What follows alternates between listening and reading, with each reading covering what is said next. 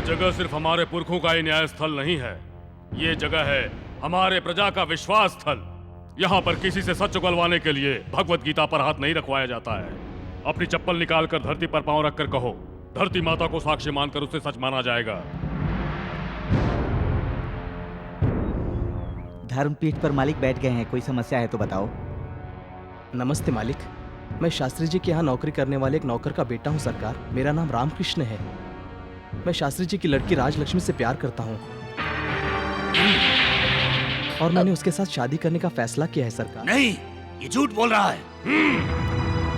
ये बात तुम नहीं कह सकते हो, तुम्हारी बेटी कहेगी। अपनी लड़की को यहाँ लाकर उसकी बेइज्जती कैसे कर सकता हूँ? औरत हो या मर्द, न्यायपीठ सबके लिए एक बराबर है। बुलाओ अपनी पुत्री को, नहीं तो इस जवान की बात को सच मानकर निर्णय सुना दिया जाएगा।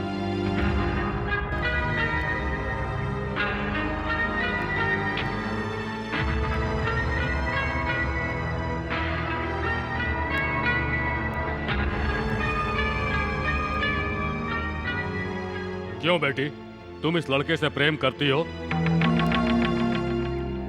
निर्भय होकर कहो बेटी। मतलब तुम इससे प्यार नहीं करती, यही मान लिया जाए। सच्चाई क्या है मैं बताता हूँ। ये प्यार नहीं, धोखा है। मेरी धन दौलत की लालच में मेरी नासमझ बेटी को अपने प्रेम जाल में फंसाकर उसे धमकाता है, तो लड़की डर के मारे हाँ कहने के सिवा और क्या कहेगी? ये बात हमारा धर्म अच्छी तरह से बता चुका है। माता पिता की आज्ञा के बिना शादी नहीं हो सकती। सरकार, मुझे सफाई सुनने की जरूरत नहीं है, सच्चाई साबित करो, वरना हम ये मानने के लिए बाध्य होंगे कि तुम दौलत के लालची हो। तुम राजलक्ष्मी से प्यार नहीं करते हो, उसकी दौलत से करते हो। तुम शायद ये सोचकर बैठे हुए हो कि उसे डरा धमकाकर किसी तरह से उसकी संपत्ति पर अपना कब्जा जमा लो। मालिक ऐसी बात नहीं है। तुम्हारी सफाई सुनने का वक्त खत्म हुआ, अब फैसला देने का वक्त आ गया है। इसने जो कुछ भी कहा है वो सब झूठ है। मैं फैसला सुनाता हूँ कि इसे गांव से बाहर निकाल दिया जाए। अगर मैं गांव से बाहर ना जाऊं तो हमारा फैसला ये होगा कि तुम्हारी आखिरी सांस निकलने तक तुम्हें कोड़ों से मारा जाए, उसके बाद कोड़े मारना रोका जाएगा। तो फिर मेरे मरने तक मुझे मारिए।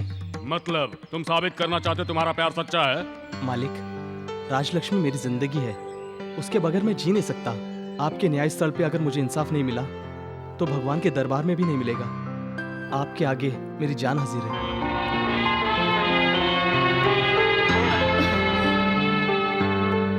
श्रीकांत जी, इस अहंकारी को तब तक कोड़े मारिए जब तक ये माफी न मांगने लगे।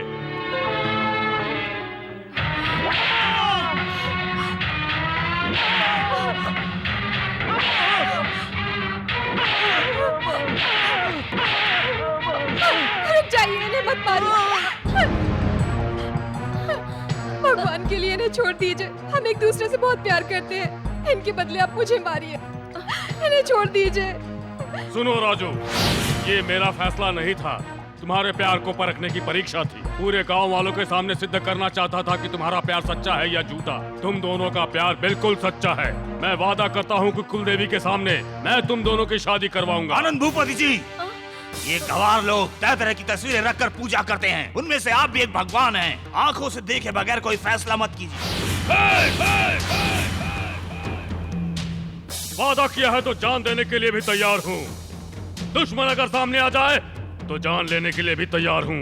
ये फैसला आंखों देखी बातों पर नहीं है। वहां से ब्रह्मदेव का आदेश आता है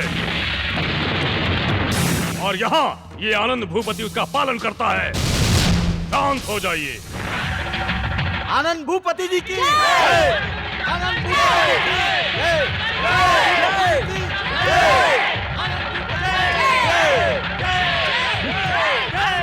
विनायक राज जी, कैसा रहा मेरा फैसला?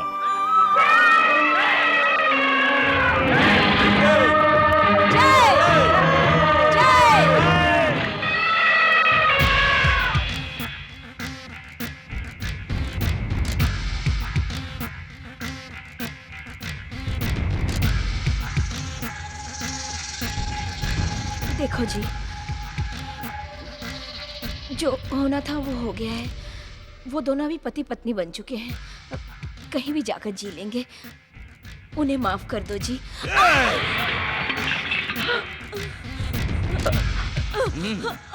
तुम मेरी पत्नी हो ना? मैं बेइज्जती की दलदल में फंस कर मर जाऊं और तू उसका हाथ पकड़ ले? हाँ, यही सोच रही ना? शिव शिव। हाँ, शिवा शिवा।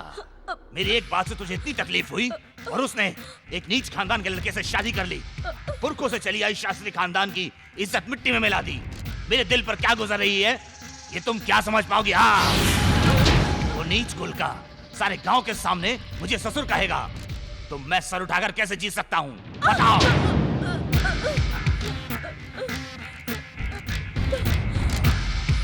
चंद्रवंश में जन्मी मेरी बेटी एक नीच परिवार की बहू बनी। ये सब के लिए जिम्मेदार है वो आनंद भूपति। आंखों से बिना देखे फैसला सुनाकर सबके सामने मेरी इज्जत को मिट्टी में मिला दिया। उसी जगह लोगों के सामने उन दोनों को जिंदा जलाकर उसके फैसले का जवाब दूंगा। कौन माई का लाल उन्हें बचाने आता है मैं देखता हूँ। आनंद भूपति। नमस्ते मालिक। क्या कर रहे हैं सरपंच जी आप? मुझे सरपंच बनाने वाले आप ही हैं। प्रजा ने मुझे आप ही का आदमी समझा, आप ही की तरह इज्जत देकर मुझे ये पद दिया है। मैं और मेरा पूरा परिवार इस जन्म में ये कर्ज कैसे चुकाएं? गलत। तुम मेरे या मेरे परिवार वालों के कर्जदार बिल्कुल नहीं हो, इस जनता के हो। इंसान जो देता है वो इज्जत है और भगवान जो देता है वो आशीर्वाद है। ये हमेशा याद रखना। जब तक अपने स्वार्थ की बातें छोड़ करके तुम जनता के हित के बारे में सोचते रहोगे, मेरा स्नेह हमेशा तुम्हारे साथ रहेगा। जाओ अब।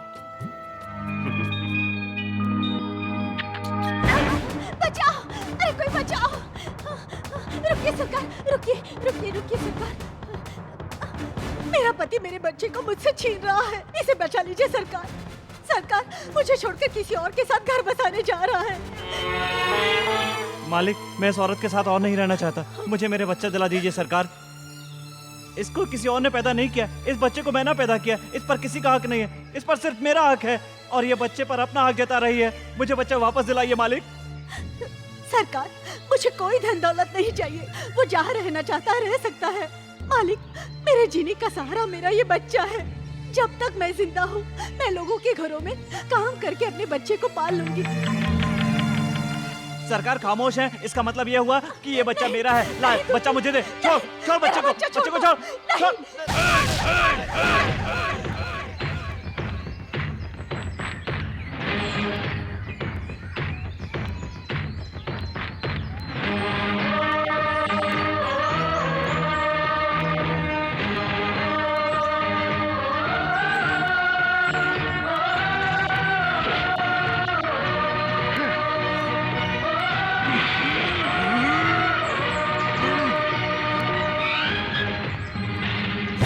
इधर आओ।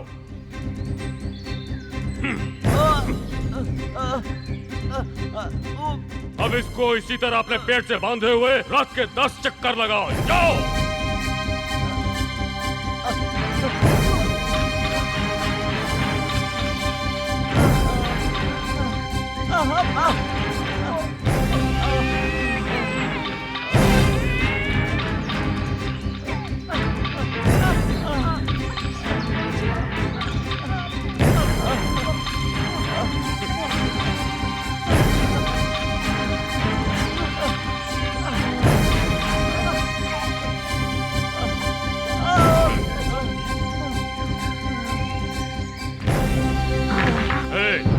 पत्थर पेट पर बांध कर तू 5 चक्कर भी पूरा नहीं कर सका तो एक माँ ने बच्चे को 9 महीने तक पेट में कैसे रखा होगा ये तो सोचा होता था ना। बच्चा अगर पेट में उल्टा हो जाए तो उसकी माँ की जान को भी खतरा हो सकता है। ये जानते हुए भी वंश को बढ़ाने के लिए वो अपनी जान की बाजी लगा देती है। तुझे एक बेटा पैदा हुआ इसलिए तू अपने आप को शेर समझ बैठा है। तुम्हारे माँ बाप भी तुम्हारे प्रति यही सोचते होंगे। पहले जाकर के उनके आंसू पोंछ करके आओ, नहीं तो तुम्हारा जीना या ना जीना दोनों एक समान हो जाएगा। इंसानियत तो दूर की बात, तुझे तो शर्म भी नहीं आती है। एक सीधी साधी औरत जो तुम्हारे बच्चे की माँ है, तुम्हें उसका शुक्रगुजार होना चाहिए और तू उसे छोड़ने की धमकी देता है। धिक्कार है तुझ पर। माफ कर दीजिए सरकार, मुझसे भूल हो गई। मैं इन दोनों को अपने घर ले जाता हूँ। बोलो बहन। आप आशीर्वाद दे तो मैं खुशी खुशी चली जाऊंगी।